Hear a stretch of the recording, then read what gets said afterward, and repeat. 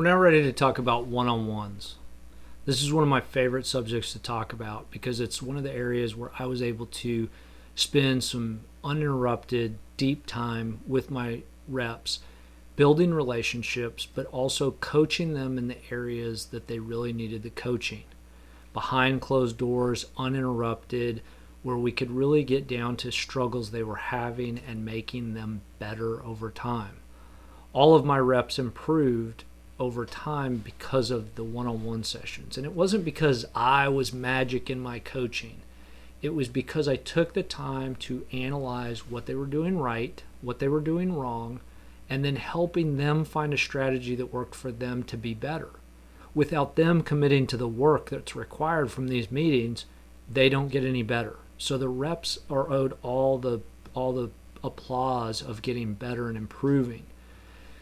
But one of the things I find in talking with people, not just in sales, but under any manager, is that one-on-ones are one of the, I didn't realize this until I started asking the question more often, this is one of the most canceled appointments people have, is their boss canceling the one-on-one.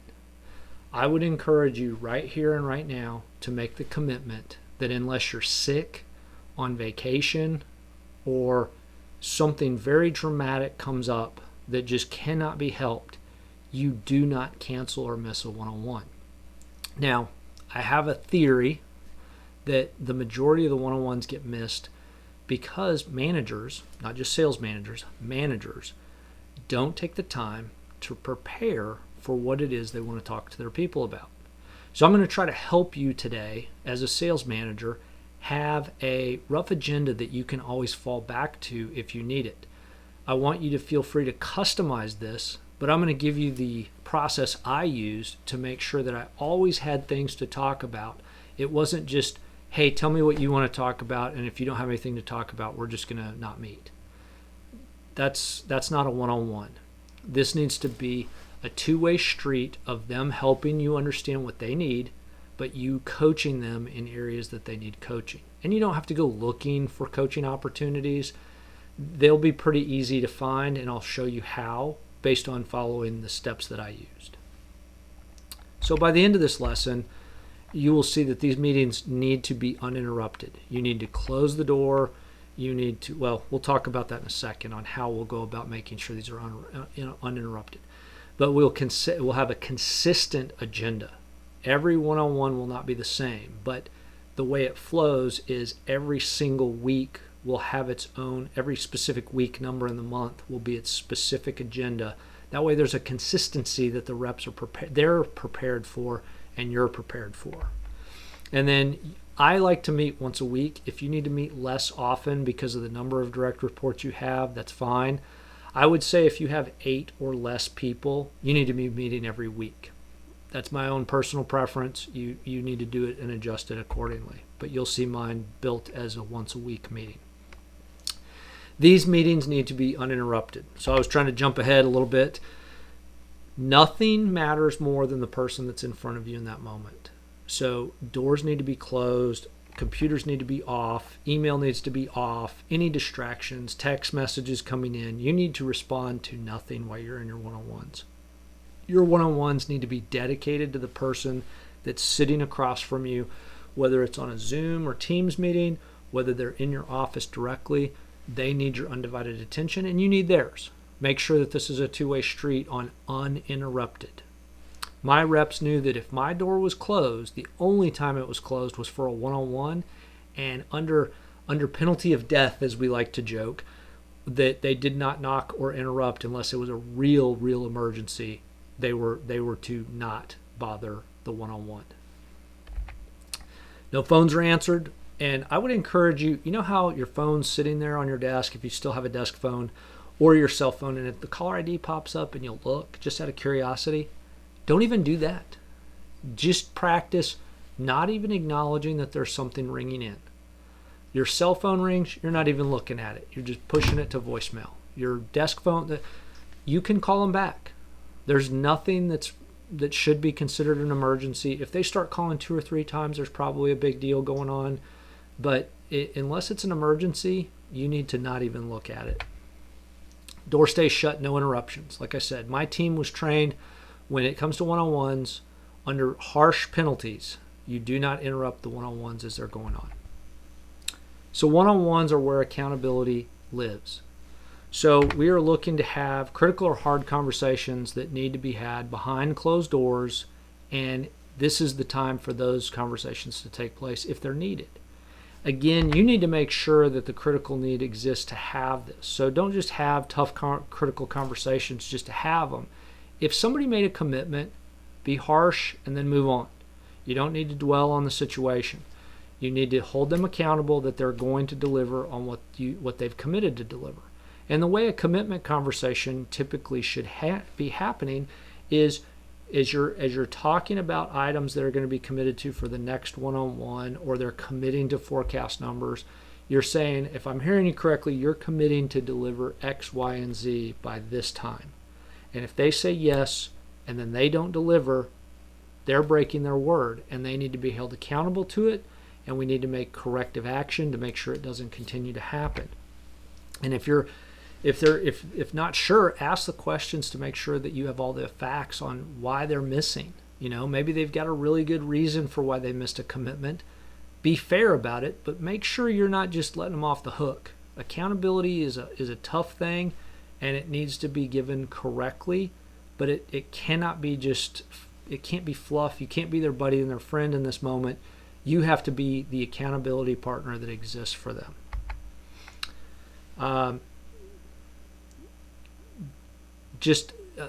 So I want to be careful with this one.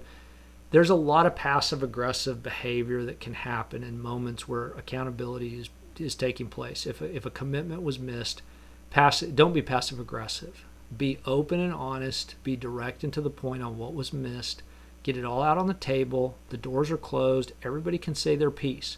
The rep may have some fair arguments that they're not happy with you about a commitment that was made. Maybe they felt forced into it. That's the time to get it out and talk through it to make sure you don't have a misunderstanding going forward. Find common vocabulary, that when I say the word commitment, that's a promise. Those kinds of things. Those are the kind of conversations you should be having. And don't use passive aggressiveness. That never works, and it ends up coming across the wrong way and delivering the wrong message. So here's the agendas to follow, that if you don't have one of your own, you can feel free, take my agendas for the 4 weeks in the month and use them to your own advantage. Feel free to customize them to what makes sense for you and your team. But you need an agenda that makes sense and has the right monthly flow to it. You need to make sure that it's built in a focused, it's focused on forecast and numbers, yes, but not overly focused. And you build time in for coaching and for funnel growth. So this is a good sample week one. We would come into the beginning of the month. I always ask, you'll see this on every single agenda. Is there anything urgent we need to talk about? What's on your mind? What do you need help with? Where can I help remove obstacles? Those kind of questions are at the beginning to make sure there's nothing urgent that needs to be addressed. Then we talk about in week one, what deals that you forecasted for last month rolled. This begins the forecasting conversation with the rep to make them better. Now, let me be clear. The team forecast is yours. You own it. You're responsible for it. Don't try to blame the rep for missing their forecast. They need to be better at forecasting, but if you already know they're not good at forecasting, you can't trust their number. So we're trying to coach them up to be a better forecaster so that it'll improve your forecasting. And what we're looking for is, why did these deals roll from last month? What caused them to miss? Deals are going to miss. It happens. We want to find out why it missed, and if there's a coaching opportunity into why. What might cause these deals to push again? Because if there's going to be something that causes a deal to push, it's already pushed once. If it pushes again, should it really be in the funnel? Should it be in your forecast? Should we be talking about it and wasting time on it month over month? Or is it time to just pull it out? There's some deals that just need to sit there. Maybe it's going to close someday. We just don't know when. We can't control it. The customer can't control it. Maybe it's got to go to a board. There's all kinds of reasons why a deal may stall, but don't forecast it if it's just perpetually stalling. That's not doing anybody any good. So the way we would handle that is we would figure out what deals are stuck where we just have no control over it. We've done all we can do, and it'll close when it closes. Then at that time we just take it out of the forecast. We leave it out there open-ended, and when it closes, we'll all be happy. Usually these aren't gigantic deals that stall like that, but if they are, you certainly don't want that in your forecast. That'll penalize you big time. And then what is your funnel and forecast for this month? And then we would dig into, well, why do you think this deal will close? How do you lose this deal? How do you win this deal? What can you control about this deal? You're asking deeper questions about anything that's in the funnel that's forecasted to close for the month, to make sure that that the rep's thinking through all the things they need to do to make sure that deal pulls through as forecasted. So that's week 1. Week 2, we will still always talk about forecast. It's usually at the beginning. We start off with the urgent needs, the obstacles, things like that. And then we roll into where are you month to date to make sure that the CRM's matching, close deals, things like that. And then we work on activity focus. So now we're looking at growing the funnel. And I'm looking to help them grow the funnel in any way I can. We start looking strategically based on the data points we gathered at the very beginning of this course. What are the things we knew that the rep's strategy was? Have we better fine-tuned the rep strategy on how they're attacking the market? Can we utilize that here to attack a specific industry? Can we help them attack that industry? Where can we look for lists of that industry? That kind of prospecting are things that you can help them with to kind of take them out of the daily slog. But you're just another set of eyes to come up with ideas and another brain that's helping process ideas to work through some of the prospects they can put in their list to call and attack. We want to talk about open-ended questions around the activity, and we want to talk about networking events that need to be attended that are upcoming, and maybe you may want to attend. It may expand your network. And then we want to talk about referrals. Who is it we're trying to get in to see that may be connected to one of your existing clients?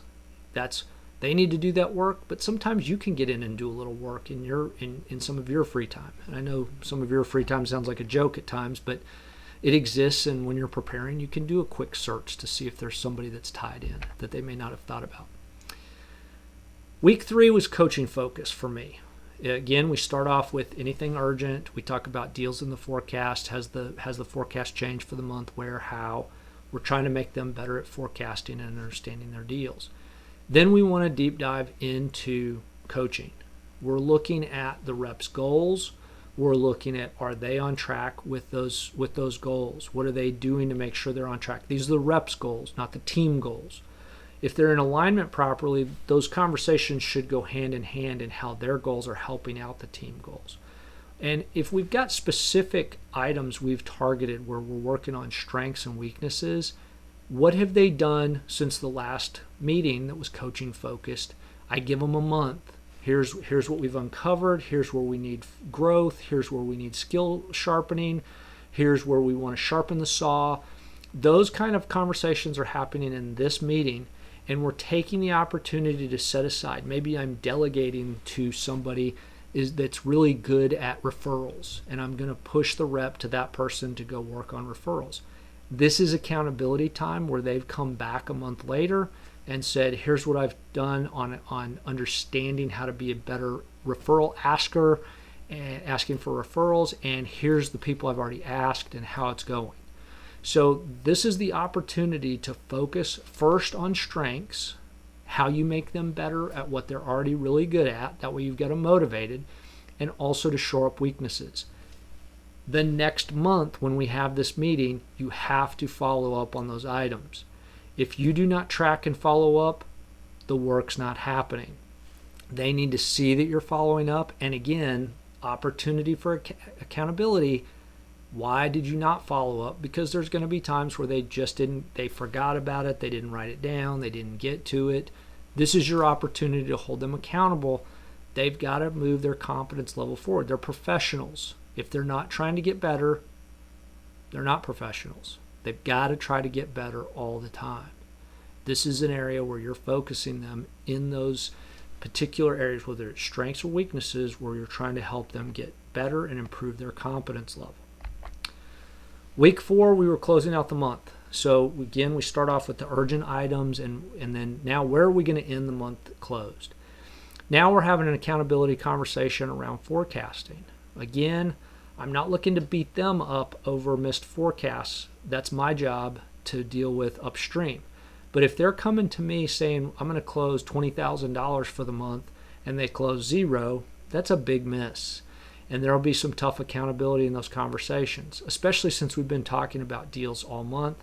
And any shift that's, yeah, I'm on track, yeah, I'm on track, yeah, I'm on track, and then we get to the end of the month, hopefully you've been asking better accountability questions in that area at the beginning of the meeting. Hey, you told me 20,000, but you're showing on week 3 you're at 0. I've got some concerns. No, I got it. Come week 4, hey, I'm going to be at 0. Okay, you've proven to me I cannot trust you in forecasting, and we're going to put a focus on making you a better forecaster, making you better at how you move your deals through the funnel. We're going to get maniacal about making sure there's accountability in this section. So those are the ways that I would spend time in the given month on those things. And we would talk about deals pushing. Why did you lose a deal? You got to remember, for a rep, the difference between one day, to them, I still closed the deal I won. But that means a big difference in their paycheck, and it means a big difference in how it's forecasted. So coaching from appointments. This is, again, one-on-one coaching time. So when you're on an appointment with a rep and you see something that needs correcting, the idea is don't let it necessarily wait for the one-on-one to take place. Try to coach this as soon as possible. As soon as you see I don't want to call it a mistake. I just want to call it, there's a better way to handle something that they did. Give them that constructive feedback as soon as possible. Usually you don't want to do it at the appointment, and sometimes you're unable to do it immediately after. So document it for the one-on-ones. If you can't do it immediately after, go have coffee. Hey, we're done with the appointment. We're walking out to the car. Hey, let's go meet for a coffee real quick and talk, or talk on the way back in the car. But keep it in an area. I don't like the car because it's harder to focus. Somebody's driving. Get to a place where you guys can sit down and talk about what you saw in the appointment that needs correcting. So in conclusion, one-on-ones are never missed. You meet uninterrupted. It's a consistent agenda for each of the one-on-ones. So even if you break it down where you've got an agenda that's very specific for a rep every single time, but it shuffles, it's a different consistency throughout a month or a quarter, just make sure you follow that consistency. You do not cancel your one-on-ones. It needs to be your commitment that you're making, because I'm telling you, the standing joke for most individuals under any manager is that one-on-ones are always getting canceled. Oh, big surprise, my boss canceled our one-on-one. That's the rolling joke out in the community. For all industries, all businesses, I've been very shocked to see how consistent among managers in general this is, and it's just because there's a lack of setting the time aside to make your people better, and feeling like, well, there's just not enough to talk about all the time, so I'm just going to cancel and be lazy about it instead of finding a way to be more focused and get something good in coaching my person to be better. So your activity for this week is to build a 4-week your 4-week one-on-one agendas, if that's what fits for you. Make it your own. I do have a sample agenda sheet. I'll work over to it. This is something you can use to where you say, I'm going to check the box for what needs to be in a given week's discussion. So that way I can give focus in those areas. There's a blank one down below. Fill it in on what makes the most sense for you. This gets into very specific focus and skill set areas. Feel free to fill the blank one in with different items that make more sense to your company or organization or industry.